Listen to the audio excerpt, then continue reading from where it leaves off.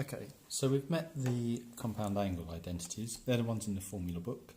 So we have sine of A plus B is sine A cos B plus cos A sine B.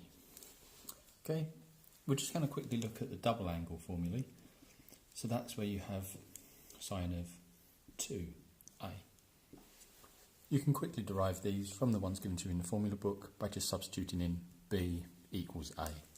So that would give you sine A cos A plus cos A sine A. And notice that we can just switch the order of these. So sine 2A can just be written as 2 sine A cos A. Okay, so we've got this double angle formula. Sine of 2A is equal to 2 sine A cos A. That's worth remembering. It's not given to you directly, it's quick to derive, but you'll use it so often, it's handy if you can just recognise the two as equivalent. Similarly, when we've got cos, that could be written as cos A, or cos squared A, minus sine A sine A squared.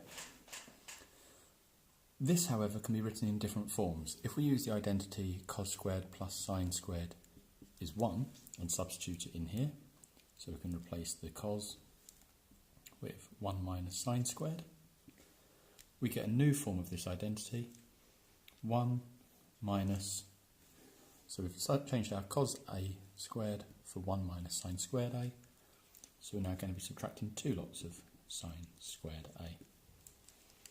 We can do a similar thing to eliminate the sine squared, and we get the formula 2 cos squared A minus 1.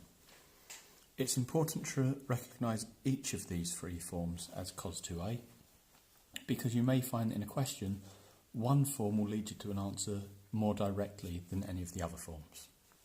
So let's have a look at a question that uses these. So for example, we might look at 1 minus cos 2 theta over 1 plus cos 2 theta. And we want to simplify this down to tan squared theta. Whenever you're doing a show that, especially with cos 2 theta, you want to look for key things. The two key things I'm looking at here are, first of all, my angle. It's changed from 2 theta down to a theta. That tells me I'm definitely using double angle formula.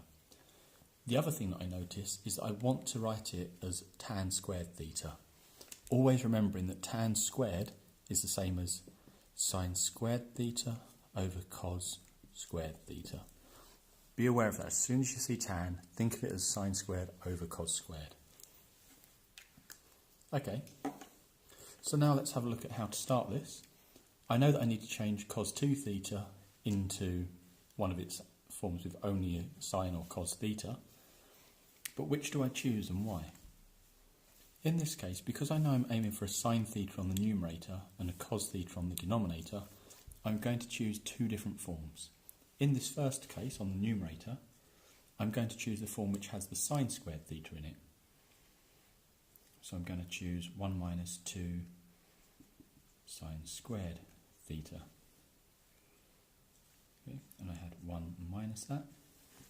On the bottom, because I know I want a cos squared theta on the denominator, I'm going to choose a form which has cos squared in it. Tidying up these brackets, 1 minus 1 cancels out, negative, negative.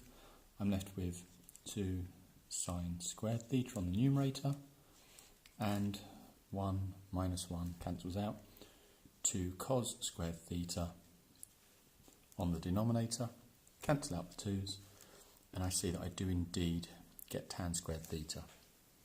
This question was made much easier by noticing, first of all, that I'm changing from a double angle down to a single angle. That tells me the technique. And then looking at what I'm aiming for, I realised I wanted sine on the numerator, so I knew which form of cos 2 theta to choose on the numerator. My denominator wanted a cos squared theta, so I knew that I wanted to aim for the form with cos squared in it on the denominator. If you just trust the algebra from there, you know it will cancel down correctly if you make intelligent choices as you work through it. I hope that helps.